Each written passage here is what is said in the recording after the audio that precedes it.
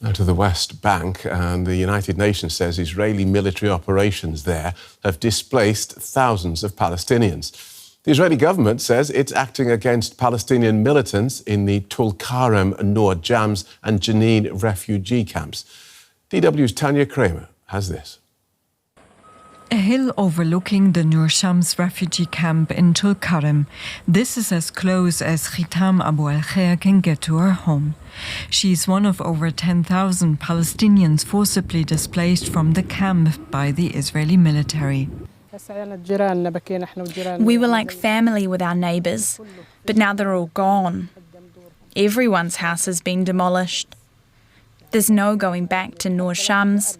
Even if we wanted to, there are no houses to return to.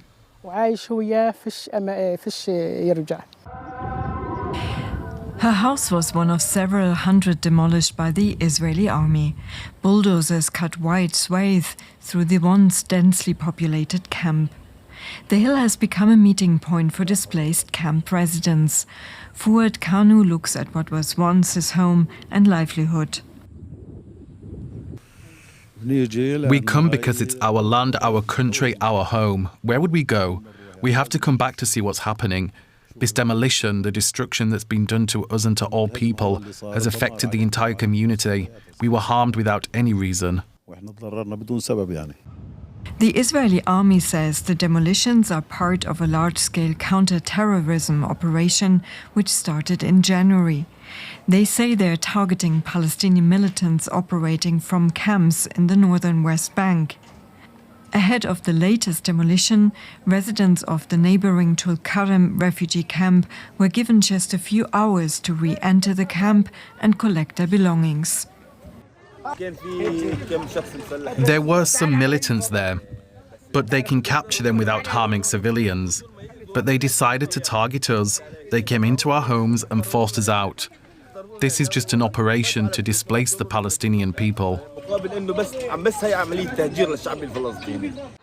Khitam now lives in a room just minutes away from Nur Shams' camp with her cat, which she managed to rescue. Her family is scattered across different locations in rented rooms. She worked as a midwife for the United Nations relief agency, UNWRA, for 30 years. Now she says everything she worked for, her job and home, is gone. We'd come with our clothes. Perhaps we thought we would be expelled for 5 or 6 days and return home. But now it's been months, roughly 6 months. Praise be to God. What do I feel? My heart is crushed. Praise be to God.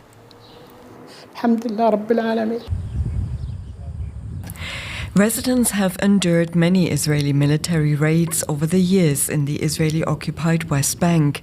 This time, however, no one knows when or even if they will be allowed to return home. Well, the UN Office for the High Commissioner for Human Rights in the occupied Palestinian territory has issued a statement saying that Israel's actions in the region have contributed to what they call the ongoing consolidation of annexation of West Bank territory by Israel in violation of international law.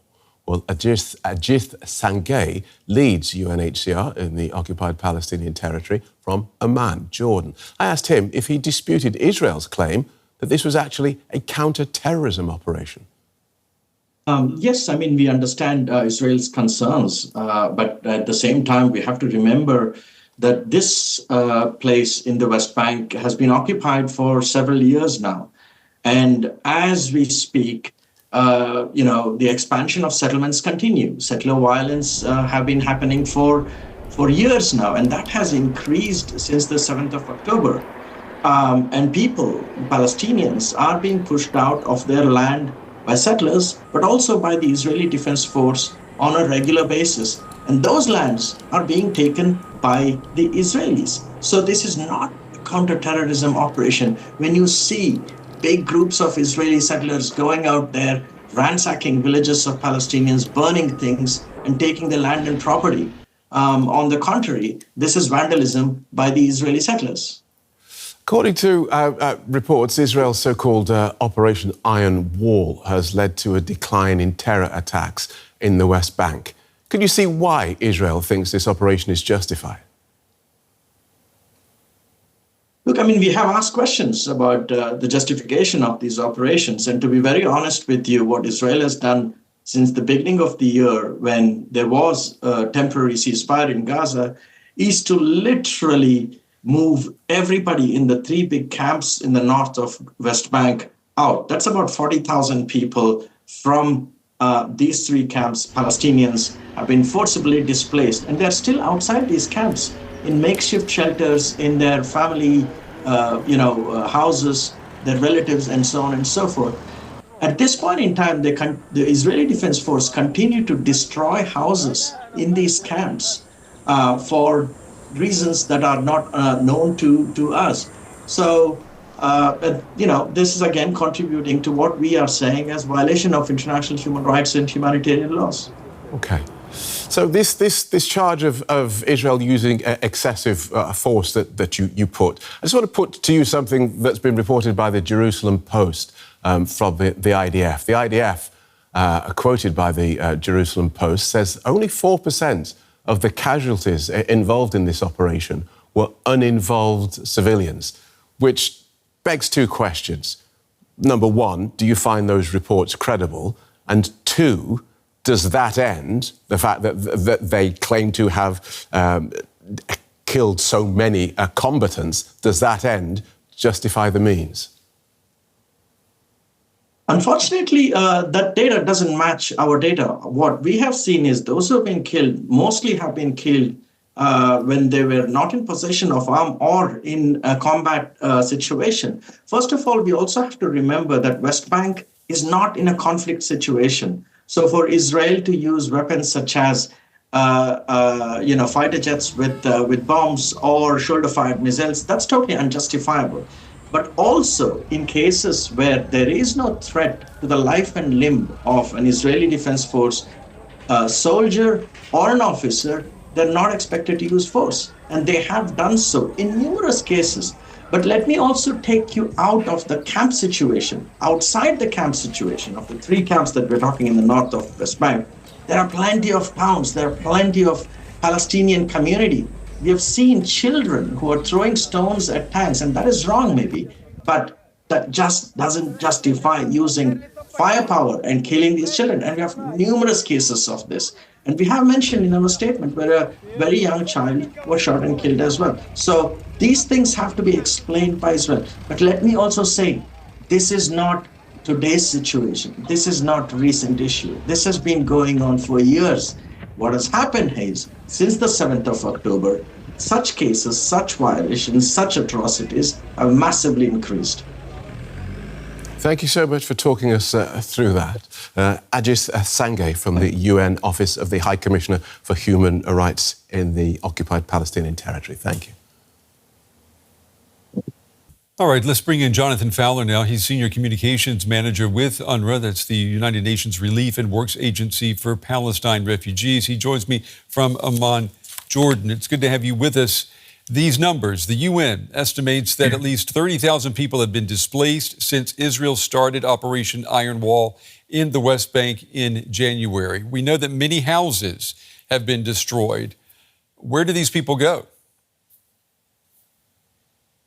I mean, yes, you're right to flag the fact that this is a particularly serious period of destruction. I mean, this is the longest and most destructive Israeli forces operation in this area since the first Intifada of the early 2000s. It's also the largest displacement figure since the war of 1967. Where do these people go? Well, they're being taken in by neighboring communities. I mean, they're living in collective centers, sort of sports halls, these kind of things. I mean, it's almost like the response is a natural disaster style response, but this is actually a man-made disaster. I mean, this is, the camps are being destroyed. People who have no homes to go back to. And so they have to find new shelter. What does this mean then for their everyday life moving forward?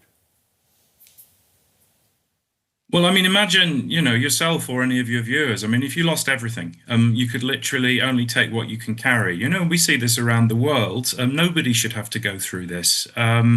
wherever they are. I mean, just picking up, only having a bag left from your previous life. So these people have to restart. And I mean, we saw in your report people sitting on the hills overlooking the camp where they used to live, watching it being gradually destroyed by military machinery, bulldozers and so on. I mean, the psychological impacts of that. People have been through these kind of operations before, but they've seen nothing like this. And this is having a huge impact also on how we do our work, because we provide education and healthcare, notably, and public-like services in camps across the West Bank.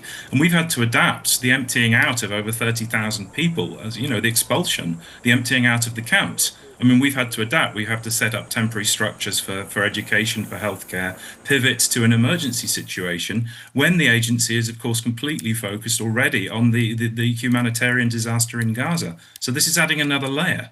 And how realistic is it? You're having to adapt, you say, if you've got people who are being displaced, made homeless, and you're trying to provide schools for children who've just lost their homes. How realistic is it to think that you can provide this infrastructure seamlessly? I mean, sadly, we have a lot of experience in this kind of field, emergency operations, pivoting to online education, self-learning, these kind of things. I mean, we shouldn't have to do this. The children in our schools, and across the West Bank, we have something in the order of 47,000 children, in our schools. They shouldn't be in a situation where they have to be forced to adapt, and we shouldn't have to adapt in this way. But we have adaptive capacity. We've done it, but the point is that we're not able to deliver at the scale, the kind of services that we should be able to deliver. And we're also having to do emergency work. I mean, around 1,000 of our staff are involved in the emergency operation on the ground. That includes getting food, blankets, mattresses, these kind of things for people who literally been left with nothing.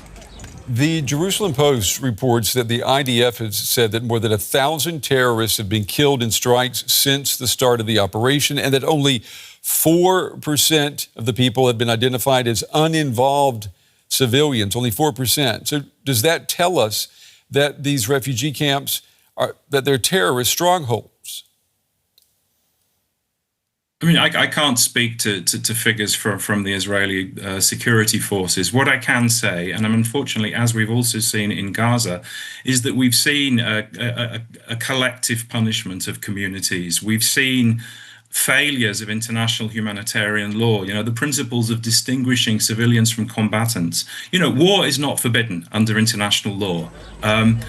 In situations of occupation like the West Bank, there are certain controls where it's meant to be more like policing style operations, not full-scale war. And we've seen this kind of Gazification, as it were, of the military tactics, the kind of advanced weaponry, heavy weapons, drones and so on being used in the West Bank. But the point is, collective punishment, the expulsion of populations, the changing of the demography, as it were, of the camps, by destroying homes, basically sending a signal people will not be allowed to return to their homes. I mean, all of that is fundamentally wrong. That's where the problem lies.